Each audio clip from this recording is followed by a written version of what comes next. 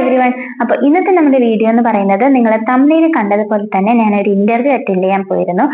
അപ്പൊ എനിക്ക് ഓൾറെഡി കുറച്ച് കമന്റ്സ് വന്ന ഒരു കാര്യമായിരുന്നു ഇന്റർവ്യൂ ക്വസ്റ്റ്യൻസ്. അപ്പൊ ഫസ്റ്റ് ഞാൻ എത്ര ഇന്റർവ്യൂ അറ്റൻഡ് ചെയ്തിട്ടുണ്ട് എന്നത് പറയാം. ഞാൻ കഴിഞ്ഞ ദിവസമായിരുന്നു ഒരു ഇന്റർവ്യൂ ഉണ്ടായിരുന്നത്.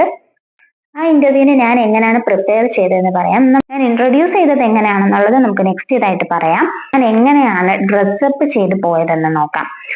ഇത് ഫസ്റ്റ് കാണുമ്പോൾ തന്നെ ഒരു ഇന്റർവ്യൂവിന് നല്ലൊരു അട്രാക്ഷനും തോന്നുന്ന രീതിയിൽ പോവാൻ ശ്രമിക്കാം. ഇനി എന്റെ ഫസ്റ്റ് ഇന്റർവ്യൂവിനെ പറ്റി പറയാം. എക്സാമ്പിൾ പറയുവാണെങ്കിൽ കാനുലയുടെ ഫ്ലോ റേറ്റ്, കാനുലയുടെ സൈസ്, അങ്ങനെയുള്ള കാര്യങ്ങൾ, അതുപോലെ സെവോഫ്ലോറയുടെ കളർ കോഡിങ്, സിലിണ്ടേഴ്സിന്റെ കളർ കോഡിങ്. ഒരു എക്സാമ്പിൾ ആയിട്ട് പറയണമെങ്കിൽ എന്റെ പേര് അൽഫിന എന്നാണ്, ഞാൻ വരുന്നത് ഇന്ന സ്ഥലത്ത് നിന്നാണ്, എന്റെ എഡ്യൂക്കേഷൻ ക്വാളിഫിക്കേഷൻ ഇതൊക്കെ. മിക്ക ഇന്റർവ്യൂവേഴ്സും ഇതിങ്ങനെ ചോദിച്ചു കണ്ടിട്ടുണ്ട് കേട്ടോ. അപ്പൊ അത് ജസ്റ്റ് ഒന്ന് നോട്ട് ചെയ്ത് വെക്കാം, നമുക്കൊരു വീഡിയോ ആയിട്ട് ചെയ്യാം. അപ്പൊ ഇതായിരുന്നു എന്റെ ഫസ്റ്റ് ഇന്റർവ്യൂ എക്സ്പീരിയൻസ് എന്ന് പറയുന്നത്. ഇനി ACLSന്റെ ഫുൾ ഫോം എന്താണ്, BLSന്റെ ഫുൾ ഫോം എന്താണ്, അങ്ങനെയുള്ള ക്വസ്റ്റ്യൻസ്, ഇതൊക്കെ കേസ് അറിയാം, ഇന്നടുത്ത് എന്തൊക്കെ കേസസ് ഉണ്ട്, ഇൻട്രൊഡക്ഷൻ പറയാം, ഇതൊക്കെ. Hi every one. അപ്പൊ ഇന്നത്തെ നമ്മുടെ വീഡിയോ എന്ന് പറയുന്നത് നിങ്ങൾ തമ്മിൽ കണ്ടതുപോലെ തന്നെ ഞാൻ ഒരു ഇന്റർവ്യൂ അറ്റൻഡ് ചെയ്യാൻ പോയിരുന്നു. അപ്പൊ അതിന്റെ വിശേഷങ്ങളും ഞാൻ ഇതുവരെ ചെയ്ത എന്തൊക്കെ ഇന്റർവ്യൂസ് ആണ്, അതിന് എനിക്ക് വന്ന ക്വസ്റ്റ്യൻസ് എങ്ങനെയാണ്, ഞാൻ എങ്ങനെയാണ് ഡ്രസ്സപ്പ് ചെയ്ത് പോയത്, ഞാൻ എങ്ങനെയാണ് ഇൻട്രൊഡ്യൂസ് ചെയ്തത്, അതിനെ പറ്റിയിട്ടുള്ള ഫുൾ വീഡിയോ ആണ് ഇതിലൂടെ നമ്മൾ പറയാൻ ശ്രമിക്കുന്നത്. അപ്പൊ എനിക്ക് ഓൾറെഡി കുറച്ച് കമന്റ്സ് വന്ന ഒരു കാര്യമായിരുന്നു ഇന്റർവ്യൂ ക്വസ്റ്റ്യൻസ്, അല്ലെങ്കിൽ ഇന്റർവ്യൂവിന് എങ്ങനെ അറ്റൻഡ് ചെയ്യണം, ഇന്റർവ്യൂവിന് എങ്ങനെ ഡ്രസ്സപ്പ് ചെയ്ത് പോകണം. അപ്പൊ അങ്ങനെ കമന്റ് ചോദിച്ചവർക്ക് കൂടി ഡെഡിക്കേറ്റ് ചെയ്യുന്നു ഇന്നത്തെ ഈ വീഡിയോ. അപ്പൊ ഫസ്റ്റ് ഞാൻ എത്ര ഇന്റർവ്യൂ അറ്റൻഡ് ചെയ്തിട്ടുണ്ട് എന്നത് പറയാം. ഞാനൊരു ഒരു 5 ഇന്റർവ്യൂ അറ്റൻഡ് ചെയ്തിട്ടുള്ള ഒരാളാണ്. എനിക്ക് കഴിഞ്ഞ ദിവസമായിരുന്നു ഒരു ഇന്റർവ്യൂ ഉണ്ടായിരുന്നത്. ഫസ്റ്റ് അപ്പൊ ഞാൻ എന്റെ കഴിഞ്ഞ ദിവസത്തെ, ഇപ്പൊ നമുക്ക് റീസെന്റ്ലി കഴിഞ്ഞ ഇന്റർവ്യൂവിനെ പറ്റിയിട്ട് പറയാം. ആ ഇന്റർവ്യൂവിന് ഞാൻ എങ്ങനെയാണ് പ്രിപ്പയർ ചെയ്തതെന്ന് പറയാം. നമ്മൾ പഠിച്ച കോഴ്സിന്റെ നോട്ട്സ് നമുക്ക് എന്തായാലും കയ്യിലുണ്ടാകും. എന്റെ കയ്യിലുള്ള നോട്ട്സ് എന്ന് പറയുന്നത് നമുക്കറിയാലോ, നമ്മൾ ഡിപ്ലോമക്കാരാണ്. അപ്പൊ നമുക്ക് കൂടുതലും ക്ലാസ്സസ് കുറവാണ്. നമ്മൾ എല്ലാം നമ്മുടേതായ രീതിയിലുള്ള പോയിന്റ്സ് നമ്മൾ കണ്ടുപിടിച്ച് എഴുതി അങ്ങനെയൊക്കെ പഠിച്ച ആൾക്കാരായിരിക്കും കൂടുതലും ഡിപ്ലോമക്കാരെന്ന് പറയുന്നത്. അപ്പൊ നമ്മളായിട്ട് സ്വന്തമായിട്ട് ക്രിയേറ്റ് ചെയ്ത നോട്ട്സും ആൻസേഴ്സും നമ്മളെ ഉണ്ടാകും. അപ്പോൾ എനിക്ക് നമ്മൾ ക്രിയേറ്റ് ചെയ്തത്, അതായത് ഞങ്ങളുടെ ബാച്ച് മേറ്റ്സും സ്റ്റുഡൻസും എല്ലാവരും കൂടെ ക്രിയേറ്റ് ചെയ്ത ഒരു ഐ തിങ്ക് 4 ബുക്കുകളോളം ഉണ്ട്. 4 നോട്ട് ബുക്സ് നമ്മൾ ഫുൾ കംപ്ലീറ്റ് ചെയ്ത് കവർ ചെയ്ത് നമ്മൾ സ്വന്തമായി പഠിച്ച 4 ബുക്സ് ഉണ്ട്. അപ്പൊ നമ്മൾ സ്വന്തമായിട്ട് പഠിച്ച കാര്യങ്ങൾ നമുക്ക് എന്തായാലും ഓർമ്മ നിൽക്കും. അതോടൊപ്പം നമ്മളത് പ്രാക്ടിക്കലി ചെയ്തുകൊണ്ടിരിക്കുന്ന കാര്യമാണ്. ജോബ് കിട്ടിക്കഴിഞ്ഞാൽ നമ്മൾ പ്രാക്ടിക്കലി ചെയ്യുന്ന കാര്യങ്ങൾ നമ്മൾ എന്തായാലും മറക്കാനും പോകുന്ന ഒരു കാര്യമല്ല. അപ്പൊ ആ നോട്ട്സ് ഫുൾ റിവൈസ് ചെയ്യുക. അതായത് റിവൈസ് ചെയ്യാന്ന് പറഞ്ഞാല് ജസ്റ്റ് കാണാതെ പഠിക്കുക, അല്ലെങ്കിൽ ഒരു എക്സാമിന് പ്രിപ്പയർ ചെയ്യും പോലെ പ്രിപ്പയർ ചെയ്യുക, അങ്ങനെയൊന്നും വേണ്ട. ഞാൻ അങ്ങനെയൊന്നും കഴിഞ്ഞ ഇന്റർവ്യൂവിന് ചെയ്തിട്ടില്ല. പക്ഷെ ഫസ്റ്റ് എന്റെ ആദ്യത്തെ, അതായത് ഞാൻ കോഴ്സ് കഴിഞ്ഞ് ഇറങ്ങിയതിന് ശേഷം ഒരു ഹോസ്പിറ്റലിൽ കയറാൻ വേണ്ടി ഇന്റർവ്യൂവിന് പോയപ്പോൾ അത്രത്തോളം നമ്മൾ എക്സാമിന് പ്രിപ്പയർ ചെയ്യുന്നത് പോലെ പ്രിപ്പയർ ചെയ്തോട്ട് പോയ ഒരാളാണ്. അപ്പൊ ആ ഒരു സ്റ്റോറി നമുക്ക് പിന്നെ പറയാം. ഫസ്റ്റ് നമുക്ക് കഴിഞ്ഞ ഇന്റർവ്യൂവിനെ പറ്റിയിട്ട് പറയാം കേട്ടോ. അപ്പോൾ എനിക്ക് എക്സ്പീരിയൻസ്ഡ് ആയിട്ട് ഞാൻ പോയ ഒരാളായത് കൊണ്ട് തന്നെ അവര് ഒരുപാട് മെഡിസിൻ പരമായിട്ടുള്ള ചോദ്യങ്ങളോ അങ്ങനെയൊന്നും ചോദിച്ചില്ല. ഞാൻ നിൽക്കുന്ന ഫീൽഡിലെ കേസസ് എന്തൊക്കെയാണ്, കേസസ് ഒക്കെ ചെയ്യാൻ അറിയാലോ, GA ആണല്ലോ, അപ്പൊ GA ചെയ്യുന്ന കാര്യങ്ങളൊക്കെ അറിയാലോ. അതായത് നമുക്കൊരു എക്സ്പീരിയൻസ് ആയിട്ടുണ്ട് എന്നുണ്ടെങ്കിൽ കൂടുതലും ഇന്റർവ്യൂവേഴ്സ് ഒത്തിരി എന്താ പറയാ, സ്റ്റുഡൻസിനോട് ചോദിക്കുന്ന പോലെയുള്ള ക്വസ്റ്റ്യൻസ് ചോദിക്കുക ഇല്ലെന്നാണ് എനിക്ക് തോന്നുന്നത്. കാരണം ഞാൻ എക്സ്പീരിയൻസ്ഡ് ആയതിനു ശേഷം 2 ഇന്റർവ്യൂ അറ്റൻഡ് ചെയ്തിട്ടുണ്ടായിരുന്നു. ആ 2 ഇന്റർവ്യൂയിലും എനിക്ക് കാഷ്വൽ ആയിട്ട് എൻ്റെ അടുത്ത് ഇൻട്രൊഡക്ഷൻസും പിന്നെ അതോടൊപ്പം തന്നെ നിന്ന സ്ഥലത്തുള്ള കേസസും ആ കേസസ് ചെയ്ത രീതിയും അങ്ങനെയൊക്കെ ചോദിച്ചിട്ടുള്ളൂ. നമ്മൾ എക്സാമിന് വൈകിട്ട് പ്രിപ്പയർ ചെയ്യും പോലെ ഇന്ന മെഡിസിൻസിന്റെ ഡോസ് അങ്ങനെയൊന്നും ചോദിച്ചിട്ടുണ്ടായിരുന്നില്ല കേട്ടോ. അപ്പോ കഴിഞ്ഞ ഇന്റർവ്യൂവിന് എനിക്ക് വന്ന ക്വസ്റ്റ്യൻസ് ഇത്രയൊക്കെയാണ്. ജസ്റ്റ് ഇൻട്രൊഡക്ഷൻ പറയുക. അപ്പൊ ഞാൻ ഇൻട്രൊഡ്യൂസ് ചെയ്തത് എങ്ങനെയാണെന്നുള്ളത് നമുക്ക് നെക്സ്റ്റ് ഇതായിട്ട് പറയാം. ദെൻ ചോദിച്ച കാര്യങ്ങൾ എന്ന് പറയുന്നത്, ഞാനിപ്പോ വർക്ക് ചെയ്യുന്ന സ്ഥലത്ത് അവിടെ എന്തൊക്കെ കേസസ് ഉണ്ട്, ആ കേസസ് ഒക്കെ നന്നായിട്ട് അറ്റൻഡ് ചെയ്യാൻ അറിയാമോ എന്നുള്ളത് മാത്രമേ ചോദിച്ചിട്ടുണ്ടായിരുന്നുള്ളൂ. വേറെ ഒരുപാട് ടൈം എടുത്ത് ഇന്റർവ്യൂസ് ഒരുപാട് ക്വസ്റ്റ്യൻസ് ഒന്നും ചോദിച്ചിട്ടുണ്ടായിരുന്നില്ല. ഓക്കെ, അപ്പോ നമ്മൾ പ്രിപ്പറേഷൻ ചെയ്തത് എങ്ങനെയാണെന്ന് നോക്കി, അതോടൊപ്പം നമ്മുടെ ഇന്റർവ്യൂവിനെ ചോദിച്ച കാര്യങ്ങളും നോക്കി. ഒരു എക്സ്പീരിയൻസ്ഡ് ആയിട്ടുള്ള ആൾക്കാരടുത്താണെന്ന് തോന്നുന്നു അവരിങ്ങനെ ചോദിക്കുന്നത്. ഐ തിങ്ക് കോഴ്സ് കഴിഞ്ഞ് ഇറങ്ങുന്നവരടുത്ത് നന്നായിട്ട് ക്വസ്റ്റ്യൻ ചോദിക്കും എന്നാണ് കേട്ടോ തോന്നുന്നത്. ഞാൻ എങ്ങനെയാണ് ഡ്രസ്സപ്പ് ചെയ്ത് പോയതെന്ന് നോക്കാം. ഫസ്റ്റ് ഓഫ് ഓൾ നമ്മൾ ചെയ്യേണ്ട മെയിൻ കാര്യം എന്ന് പറയുന്നത് സ്റ്റാൻഡേർഡ് ആയിട്ട് പോവാ, അല്ലെങ്കിൽ എന്താ പറയാ നമ്മൾ ഫ്രീക്ക് ആയിട്ട് പോവാ, അങ്ങനെയൊന്നും പോവാതിരിക്കുക. ഗേൾസ് ജീൻസും ഷോർട്ട് ടോപ്സ് ക്രോപ്പ് ടോപ്സ് അങ്ങനെയുള്ള കാര്യങ്ങളൊന്നും യൂസ് ചെയ്ത് പോവാതിരിക്കുക. മാക്സിമം ചുരിദാർ തന്നെ ഉപയോഗിക്കാൻ ശ്രമിക്കുക കേട്ടോ. ദെൻ ബോയ്സിന്റെ കാര്യം പറയുവാണെങ്കിൽ ഫോർമൽ ആയിട്ട് പോവാ. എന്നിട്ട് ഇൻഷർട്ട് ചെയ്തൊക്കെ പോകുന്നത് ബെറ്റർ ആയിട്ടുള്ള കാര്യമാണ്. നമുക്കറിയാലോ ഒരു ഇന്റർവ്യൂവിന് പോകുമ്പോൾ ഉള്ള ഒരു ലുക്ക് അറിയാലോ, ഫോർമൽ ആയിട്ടുള്ള ലുക്കിൽ തന്നെ പോകാൻ ശ്രമിക്കുക. ഇവിടെ വരെ അല്ലേ, ജസ്റ്റ് അങ്ങനെ പോയി കാഷ്വൽ ആയിട്ട് പോയി വരാം എന്നുള്ള രീതിയിൽ ചിന്തിക്കും. പക്ഷെ നമ്മൾ പോകുമ്പോൾ നമ്മൾ സ്റ്റാൻഡേർഡ് ആയിട്ട് പോകാൻ ശ്രമിക്കാം. ഇത് ഫസ്റ്റ് കാണുമ്പോൾ തന്നെ ഒരു ഇന്റർവ്യൂവിന് നല്ലൊരു അട്രാക്ഷനും തോന്നുന്ന രീതിയിൽ പോകാൻ ശ്രമിക്കാം. അട്രാക്ഷൻ എന്താ ഉദ്ദേശിച്ചത്, നമുക്ക് ഒരാളെ കാണുമ്പോൾ നല്ല സ്റ്റാൻഡേർഡ് ആയിട്ട് ഫോർമൽ ആയിട്ട് വന്നല്ലോ, അതിനു വേണ്ടി എന്താ പറയാ ഡ്രസ്സിങ് പോലും ശ്രദ്ധിച്ച ഒരാള് എന്ന രീതിയിൽ ഇന്റർവ്യൂവേഴ്സിന് തോന്നും. അപ്പൊ അതൊക്കെ ഒരു എക്സ്ട്രാ പോയിന്റ് നമ്മൾ തന്നെ നമുക്ക് വേണ്ടി ഇടുന്ന പോയിന്റ്സ് ആണ് കേട്ടോ. അതുപോലെ ഉപയോഗിക്കുന്ന ചപ്പൽസ് നീറ്റ് ആൻഡ് ക്ലീൻ ആയിട്ടുള്ള ചപ്പൽസ് യൂസ് ചെയ്തുകൊണ്ട് പോവാ. ഫുൾ ഡ്രസ്സപ്പ് ഒക്കെ ചെയ്തതിനു ശേഷം നമ്മൾ പുറത്ത് സാധാരണ എന്നും ഉപയോഗിക്കുന്ന ഒരു ചപ്പൽ ഇട്ടിട്ട് ഇറങ്ങിക്കഴിഞ്ഞാൽ നമുക്കറിയാം നമ്മുടെ ചപ്പലൊക്കെ ഒന്ന് ക്ലീൻ ചെയ്ത് അത്രയും സ്റ്റാൻഡേർഡ് ആയിട്ട് പോകാൻ ശ്രമിക്കാം. ഇനി എന്റെ ഫസ്റ്റ് ഇന്റർവ്യൂവിനെ പറ്റി പറയാം. അതായത് ഞാൻ കോഴ്സ് കഴിഞ്ഞ് ഇറങ്ങിയതിന് ശേഷം ആദ്യമായിട്ട് ഇന്റർവ്യൂവിന് പോയൊരു കഥ പറയാം. ഞാൻ ഫസ്റ്റ് കോഴ്സ് കഴിഞ്ഞ് ഇറങ്ങിയതിന് ശേഷം പോയ ഫസ്റ്റ് ഇന്റർവ്യൂവിന് എനിക്ക് ഒരുപാട് ക്വസ്റ്റ്യൻസ് എന്നോട് ചോദിച്ചായിരുന്നു.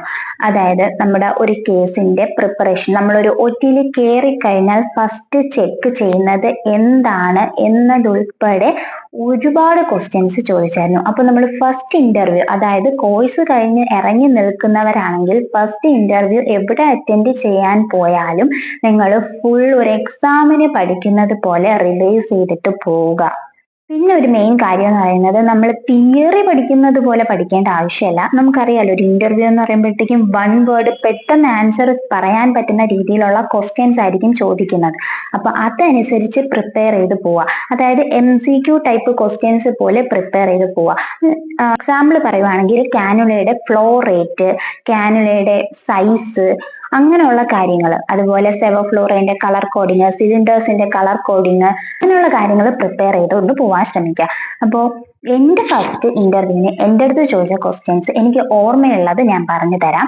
ഫസ്റ്റ് ഞാൻ ഇന്റർവ്യൂവിന് വേണ്ടിയിട്ട് കയറിയ സമയത്ത് ഫസ്റ്റ് ഇൻട്രൊഡക്ഷൻ ആയിരുന്നു പറയാൻ പറഞ്ഞിരുന്നത്. ഇൻട്രൊഡക്ഷന് മലയാളത്തിൽ തന്നെയാണ് പറഞ്ഞത്. നിങ്ങൾക്ക് കോൺഫിഡൻസ് ഉണ്ട്, നിങ്ങൾക്ക് തെറ്റിപ്പോകില്ല, നിനക്ക് അത്രയും ടെൻഷൻ ഇല്ല എന്നുണ്ടെങ്കിൽ മാത്രം ഇംഗ്ലീഷിൽ പറയാം. മലയാളത്തിൽ നമ്മുടെ നാട്ടിന് പറയുന്നതിന് ഒരു പ്രശ്നമില്ല. ഇംഗ്ലീഷിൽ പറയുമ്പോൾ കുറച്ചുകൂടെ നിങ്ങൾ കോൺഫിഡന്റ് ആണ് എന്നുള്ളത് ഇന്റർവ്യൂവേഴ്സിന് തോന്നാറുണ്ട്. അപ്പൊ നിങ്ങൾ ആ രീതി പറയുന്നതും തെറ്റില്ല. കറക്റ്റ് ആയിട്ട് അത് പഠിച്ചു പോവുക. പഠിച്ചതിന് ശേഷം കോൺഫിഡന്റ് ആയിട്ട് പറയാൻ നിങ്ങൾ ശ്രമിക്കുന്നുണ്ടെങ്കിൽ കോൺഫിഡന്റ് ആയിട്ട് തന്നെ അത് പറയാൻ ശ്രമിക്കുക കേട്ടോ. ഇപ്പൊ നിങ്ങൾക്ക് മലയാളത്തിലാണ് ഓക്കെ ആണെന്നുണ്ടെങ്കിൽ മലയാളത്തിൽ പറയാം. മലയാളത്തിലും പറയുവാണെങ്കിലും കോൺഫിഡന്റ് ആയിട്ട് നിങ്ങൾ പറയുന്നത് വളരെ നന്നായിട്ട് പറയാം. ഒരു എക്സാമ്പിൾ ആയിട്ട് പറയണമെങ്കിൽ എന്റെ പേര് അൽഫിന എന്നാണ്, ഞാൻ വരുന്നത് ഇന്ന സ്ഥലത്ത് നിന്നാണ്, എന്റെ എഡ്യൂക്കേഷൻ ക്വാളിഫിക്കേഷൻ ഇതൊക്കെ, ഇങ്ങനെ കറക്റ്റ് ആയിട്ട് പറയാം. അല്ലാതെ എന്റെ പേര് അൽഫിന എന്നാണ്, ടെൻഷൻ അടിച്ചിട്ട് അല്ലെങ്കിൽ ഇടയ്ക്ക് ഇങ്ങനെ വിക്കൽ വന്ന് പിന്നെ അടുത്ത് എന്താ പറയാന്നുള്ളത് ഓർത്ത് അങ്ങനെയൊന്നും പറയാതിരിക്കാം. മലയാളത്തിൽ പറയുകയാണെങ്കിലും മലയാളത്തിൽ കറക്റ്റ് ആയിട്ട് വളരെ കോൺഫിഡന്റ് ആയിട്ട് പറയാൻ ശ്രമിക്കുക. അതിനൊന്നും ഒരു പ്രശ്നവുമില്ല. മലയാളത്തിൽ പറഞ്ഞെന്ന് പറഞ്ഞ് വേറെ ഒരു പ്രശ്നം എനിക്ക് ഇതുവരെ ഉണ്ടായിട്ടില്ല. ആരും അങ്ങനെ ഇംഗ്ലീഷിൽ പറയണം എന്ന് നിർബന്ധിച്ചിട്ടുമില്ല. ഇംഗ്ലീഷിൽ പറയണം എന്ന ആഗ്രഹമുള്ളവർക്ക് ഇംഗ്ലീഷിൽ തന്നെ കോൺഫിഡന്റ് ആയിട്ട് പറയാം. അത് എല്ലാവർക്കും ഒരേപോലെ അല്ല കോൺഫിഡൻസ്. ചില ആൾക്കാർ ഇൻട്രോവേർട്ട് ആയിട്ടുള്ളവരുണ്ട്.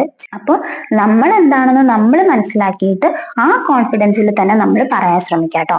അപ്പൊ ഫസ്റ്റ് ഞാൻ എന്നെ ഇൻട്രൊഡ്യൂസ് ചെയ്തത് മലയാളത്തിൽ തന്നെ ആയിരുന്നു. എന്റെ ഇൻട്രൊഡക്ഷൻ കഴിഞ്ഞപ്പോൾ തന്നെ എൻ്റെ അടുത്ത് എന്റെ CV മേടിച്ചു. CV മേടിച്ചിട്ട് നമ്മൾ CV മെയിൻ ആയിട്ട് ശ്രദ്ധിക്കേണ്ട കുറെ കാര്യങ്ങളുണ്ട്. അതായത് നമ്മൾ നമ്മുടെ CV പ്രിപ്പയർ ചെയ്യുമ്പോൾ കറക്റ്റ് ആയിട്ട് പ്രിപ്പയർ ചെയ്യാം.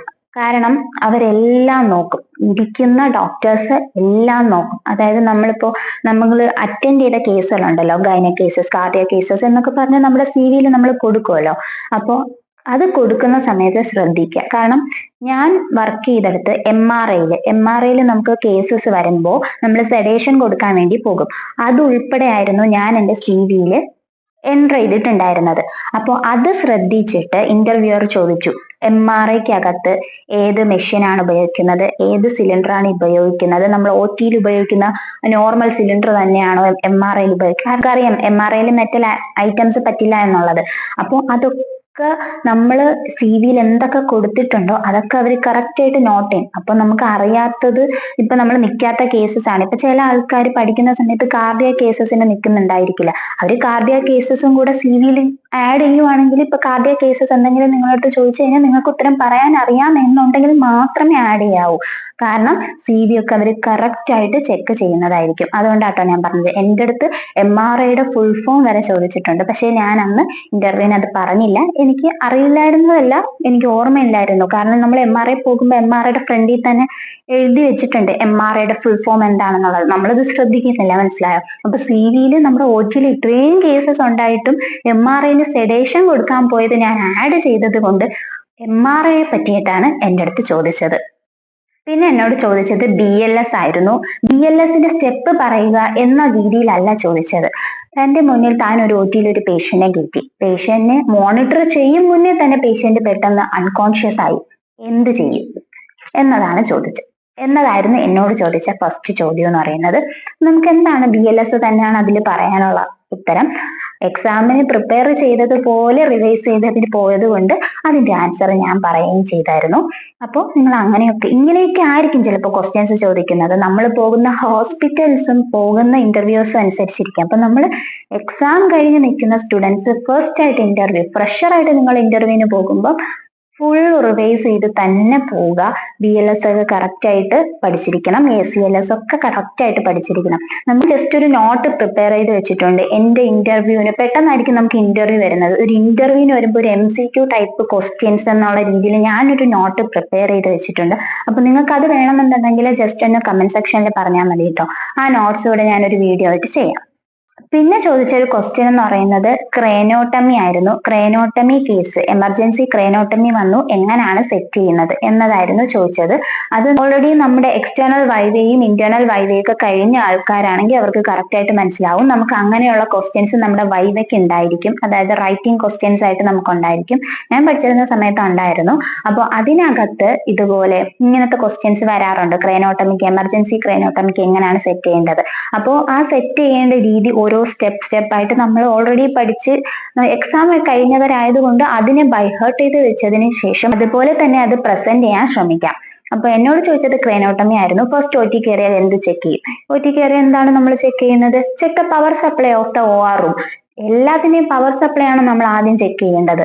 ഇത് എനിക്ക് ഇത്രയും ബൈഹേർട്ട് ചെയ്ത് നിൽക്കാൻ മറ്റൊരു സ്റ്റോറി ഉണ്ട്. എൻ്റെ ഒരു സൂപ്പർ സീനിയർ പുള്ളിക്കാരി പഠിച്ചിറങ്ങിയതിന് ശേഷം ഒരു ഇന്റർവ്യൂവിന് പോയപ്പോൾ ഫസ്റ്റ് അവിടുത്തെ HOD ചോദിച്ചൊരു ക്വസ്റ്റ്യൻ എന്ന് പറയുന്നത് OT-യിൽ ആദ്യം കയറിയാൽ എന്താണ് ചെക്ക് ചെയ്യുന്നത് എന്നതായിരുന്നു. അപ്പൊ നമ്മളെല്ലാവരും എന്താണ് OT ടേബിൾ ആയിരിക്കും, അനസ്തേഷ്യ മെഷീന്റെ കാലിബ്രേഷൻ ആയിരിക്കും എന്നുള്ളതൊക്കെയാണ് അതിന്റെ ഉത്തരമായിട്ട് പറഞ്ഞത്. പക്ഷെ അതിന്റെ കറക്റ്റ് ആൻസർ സാറ് പറഞ്ഞ കാര്യം എന്ന് പറയുന്നത് ഫസ്റ്റ് നമ്മൾ കയറി കഴിഞ്ഞാൽ OT-യുടെ പവർ സപ്ലൈ ആണ് ചെക്ക് ചെയ്യേണ്ടത്. കാരണം പവർ സപ്ലൈ ഉണ്ടെങ്കിൽ ഏത് മെഷീൻ ആയാലും വർക്ക് ചെയ്യുള്ളൂ. നമ്മുടെ OT ടേബിൾ ആയാലും അനസ്തേഷ്യ മെഷീൻ ആയാൽ പോലും വർക്ക് ചെയ്യുള്ളൂ.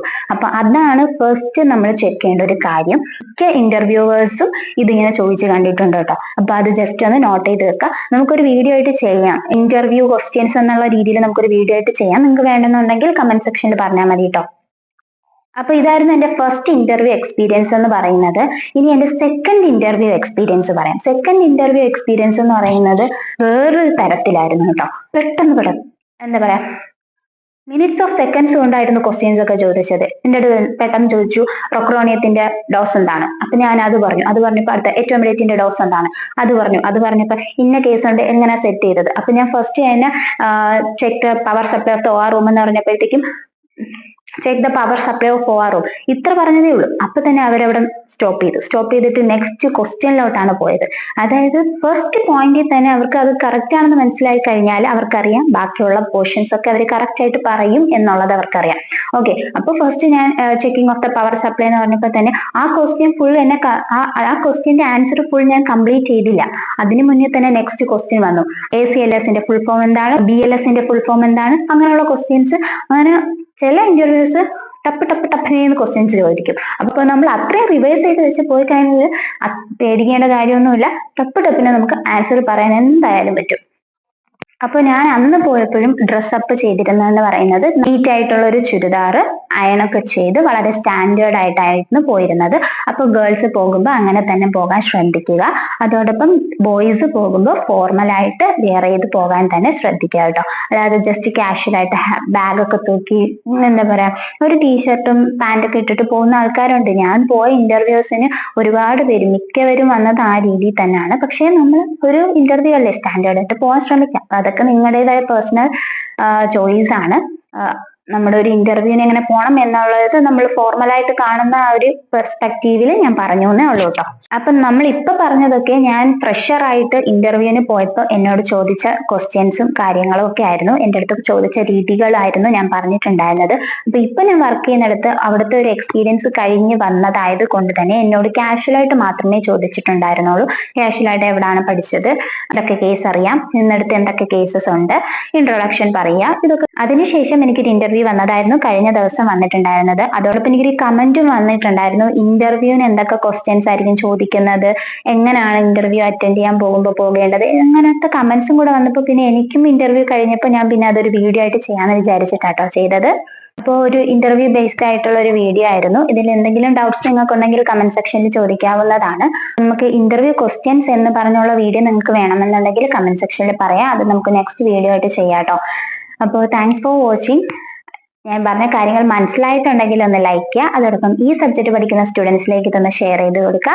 സബ്സ്ക്രൈബ് കൂടെ ചെയ്യാം കേട്ടോ. ഓക്കെ, നെക്സ്റ്റ് വീഡിയോ ആയിട്ട് നമുക്ക് ഉടനെ തന്നെ കാണാം. അതുവരേക്കും ഓക്കെ, ബൈ, താങ്ക് യു.